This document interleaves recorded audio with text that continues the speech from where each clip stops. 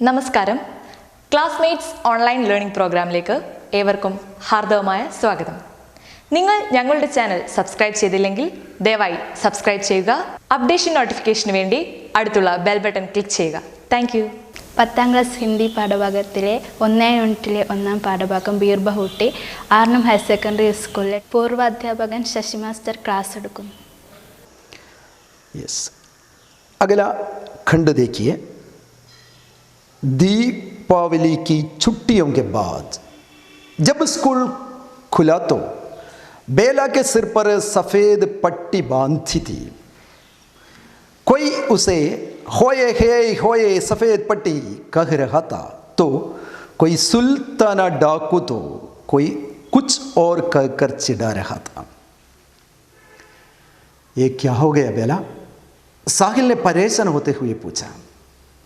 छत से गिर गई, बेला ने हंसते हुए कहा और कहा, बहुत दिन हो गए, आज खेलगंडी में गांधी चौक में लंगड़ी टांग खेलेंगे. नहीं नहीं नहीं खेलेंगे, नहीं खेलेंगे, तेरे सिर में फिर से लग जाएगी तो.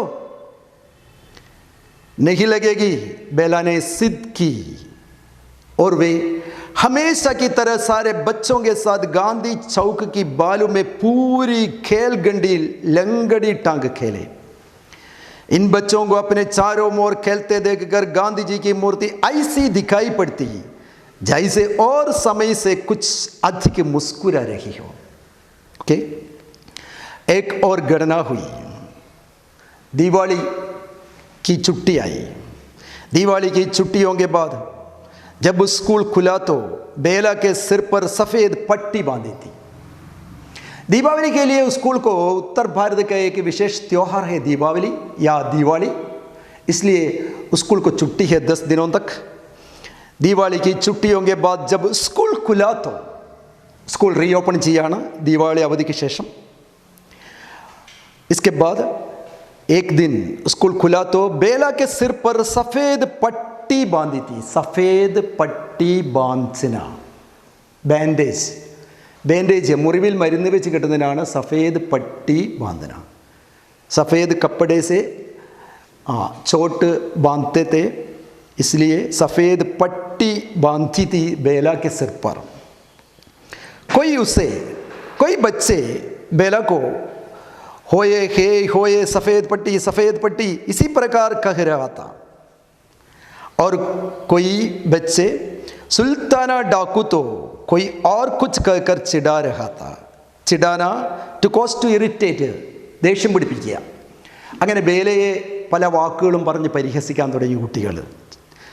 ചിലർ സഫേദ് പട്ടി എന്ന് വിളിച്ചുകൊണ്ടും, അതുപോലെ കുറച്ച് പേര് സുൽത്താന ഡാക്കു, ഒരു കൊള്ളക്കാരനായിരുന്നു യു പിയിലെ വളരെ പ്രസിദ്ധനായ കൊള്ളക്കാരൻ. അദ്ദേഹത്തിൻ്റെ തലയിൽ എപ്പോഴും ഒരു വട്ട തുണി കൊണ്ട്, വെളുത്ത തുണി കൊണ്ട് ഒരു വട്ട കെട്ടുമായിരുന്നു.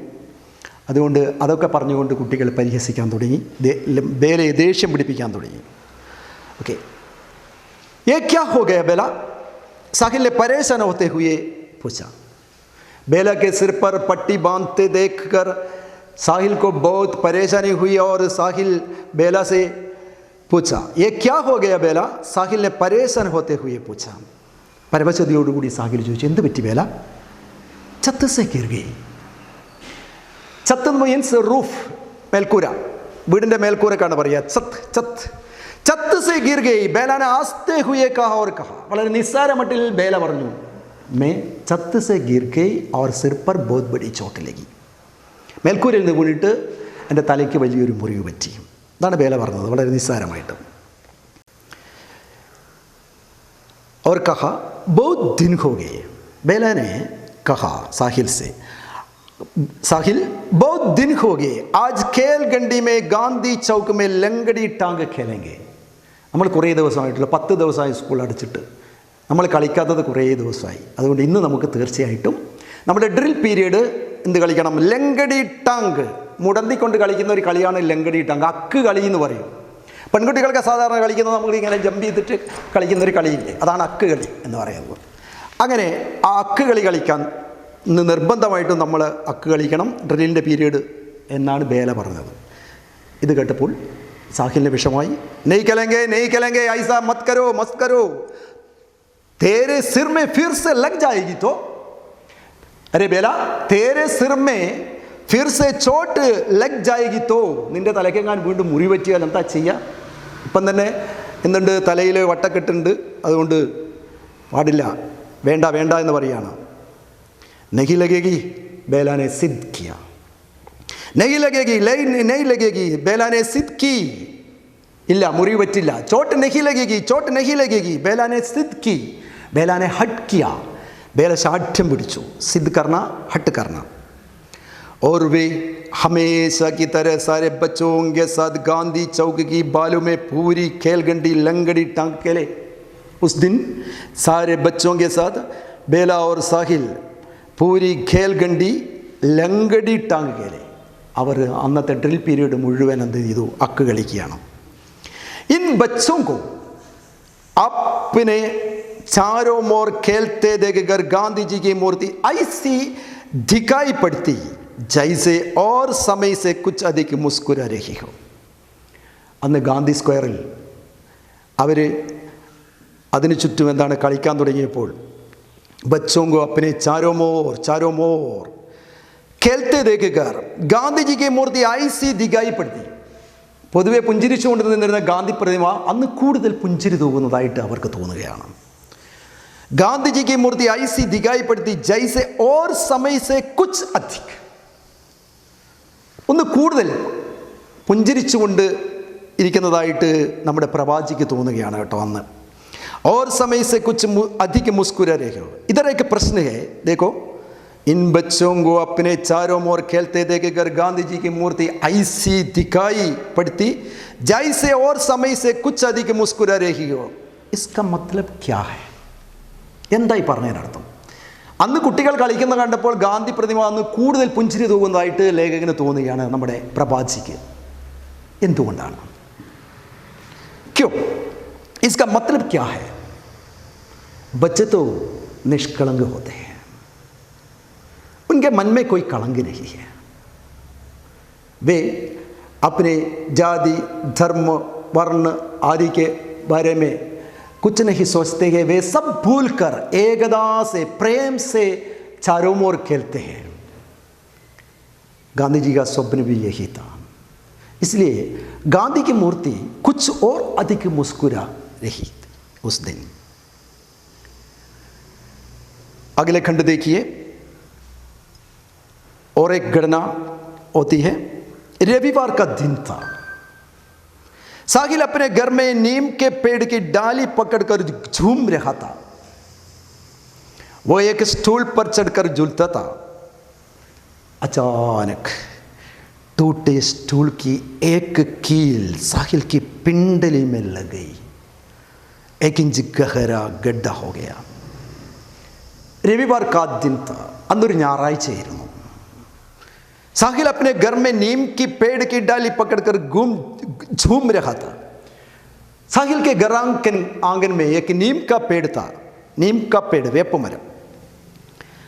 साहिल उसके नीचे वाली एक डाली पकड़कर झूम रहा था. അവന്റെ താഴത്തുള്ള ഒരു കമ്പിൽ പിടിച്ചിട്ട് ആടുകയായിരുന്നു. वो एक छोटा सा लड़का था, 5वीं कक्षा में पढ़ता है, 11 साल का लड़का था, इसलिए वो डाली पकड़ नहीं सकता. उसने क्या किया, उसने एक टूटे हुए स्टूल सरका कर इसके नीचे रखा और उस पर चढ़कर झूलता था. അവനൊരു സ്റ്റൂൾ എടുത്തുകൊണ്ട് വന്നിട്ട് അതിൻ്റെ ഇടയിൽ വെച്ചു. അതൊരു പൊട്ടിയ സ്റ്റൂളായിരുന്നു. അതിൻ്റെ മുകളിൽ കയറിയിട്ട് കമ്പിൽ പിടിച്ചിട്ട് അവനിങ്ങനെ ആടുകയായിരുന്നു. അച്ചാനക് क्या हुआ? अचानक टूटे स्टूल की एक कील साहिल की पिंडली में लग गई.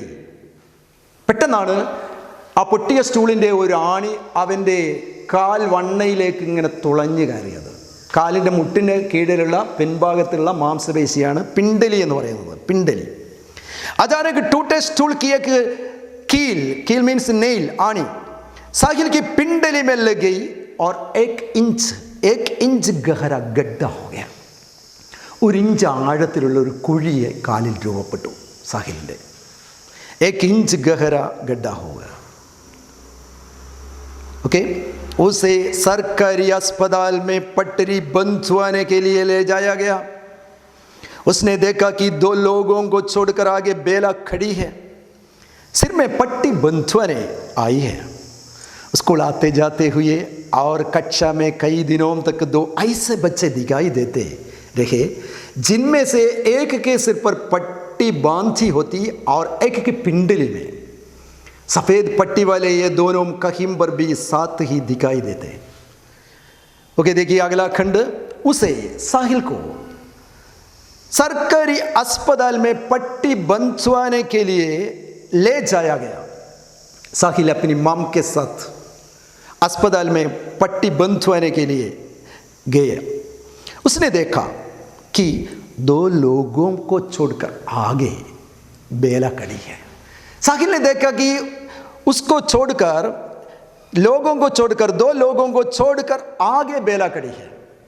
साहिल ने देखा 2 लोगों को छोड़कर आगे 2 ആളുടെ മുന്നിലായിട്ട് बेല നിൽക്കുകയാണ്।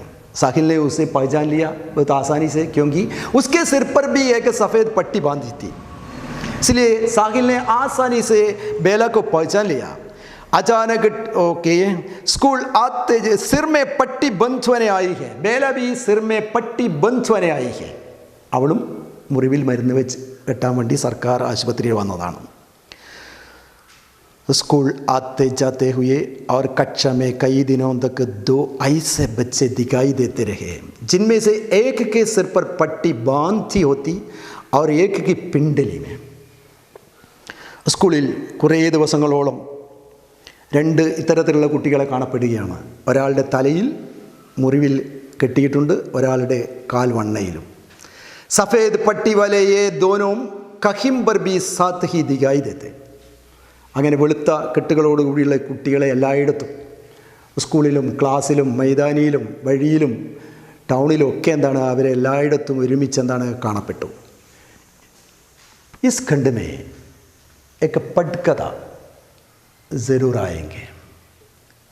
ഈ ഒരു പാരഗ്രാഫിൽ നമുക്ക് ഒരു പട്കഥ ചോദിക്കാനുള്ള സാധ്യതയുണ്ട്। പട്കഥ മീൻസ് സ്ക്രീൻ പ്ലേ ആണ്, സ്ക്രീൻ പ്ലേ തിരക്കഥയാണ്। ഇതിൻ്റെ ഒരു തിരക്കഥ എഴുതാനാണ് ചോദിക്കുക। അപ്പോൾ ആ തിരക്കഥ എഴുതാൻ ഇതിൽ നമുക്കറിയാം ഇതിൽ ഡയലോഗില്ല, ഈ ഒരു സന്ദർഭത്തിൽ ഡയലോഗ് കൊടുത്തിട്ടില്ല। അതുകൊണ്ട് വാർത്താലാപം നമ്മൾ എന്താണ് സ്വയം കണ്ടെത്തണം, അതിൻ്റെ സിറ്റുവേഷൻ നമ്മൾ ക്രിയേറ്റ് ചെയ്യണം। पटकथा लिखने के लिए समय, स्थान, पात्र, दृश्यों का विवरण और संवाद, ഇങ്ങനെയുള്ള 5 സ്റ്റെപ്പുകൾ കൂടിയാണ് ഒരു പട്കഥ മുന്നോട്ട് പോവുക। അതുകൊണ്ട് അതൊക്കെ ചേർത്തുകൊണ്ടാണ് നമുക്ക് എന്ത് ചെയ്യുന്നത് പട്കഥ ഈ ഭാഗത്ത് നിന്ന് തയ്യാറാക്കേണ്ടത്। അത് നമുക്ക് പിന്നീട് തയ്യാറാക്കാം. ഓക്കെ.